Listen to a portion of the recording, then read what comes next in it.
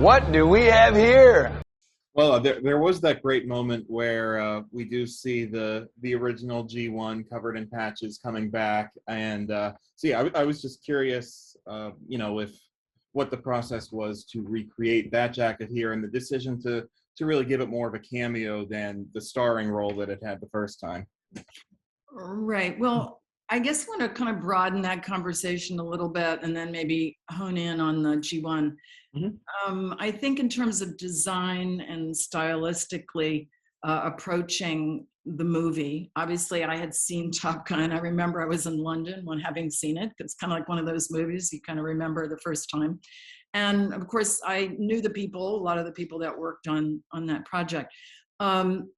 In moving forward in time and it being today's, the time that it is, what I thought was really important was to maintain kind of a classic interpretation, not to make it a little bit timeless, and to include the items that were, the key elements, so that it really could stand alone. I think the thing about the original jacket, which Tom has from the first movie, is it's more or less falling apart. It just had a lot of wear and tear. And that was, as we know, the G1 jackets were from the sort of 1947 to 1949, manufactured from several different factories, mostly for sort of the Korean War era. Of course, it had been reinterpreted from 1930s versions and changed in terms of the length of the jacket and the type of the banding at the bottom, this kind of thing. I mean, I think all of this is pretty well known online. But what we wanted to do was, I wanted to kind of keep the elements of the movie so that it almost looked seamless in terms of time, but to change the shape of the jacket. So what we did, because the jacket really, and we all change through time, our bodies, so of course Tom is not exactly the same person he was, in that movie. It was kind of an 80s interpretation, that movie. They had bigger shoulder pads and it was a little bit wider at the top of the jacket, and a little bit more blousey, if you blouson, which is kind of like from the, an 80s more styling, I suppose. So what I wanted to do is really bring it into today in terms of the visuals that worked with him and his silhouette. So we had probably about, I'm going to say no less than 40 jackets that we got from dealers from all over the world. And we basically made a Franken jacket.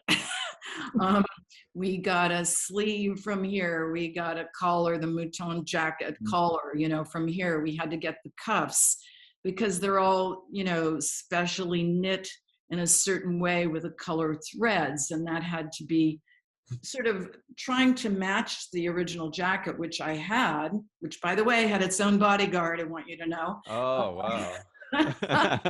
I'm telling you, not telling you any lies here. And just so that we recreated a jacket, and we used over 40 different jackets to get the right center front placket with the stamps, because every jacket had parts of it, and we had to get things in. It had to be the color of leather, the right thickness, the aging.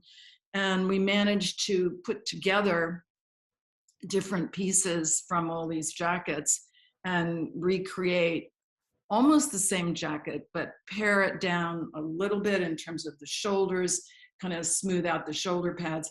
That was the hardest thing to do in the whole movie. I mean, the spacesuit, when he goes up in the SR 72, that was, easy in comparison to helmets, all this kind of thing. Of course, all of his clothes were custom made, all of his uniforms, his shoes, the works, the jeans were custom made.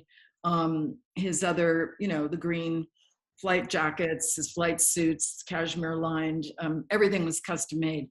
But this particular jacket was most difficult. And of course, we also had to hand loom the patches. So these days they're embroidered, they have machine embroidery, a very different animal.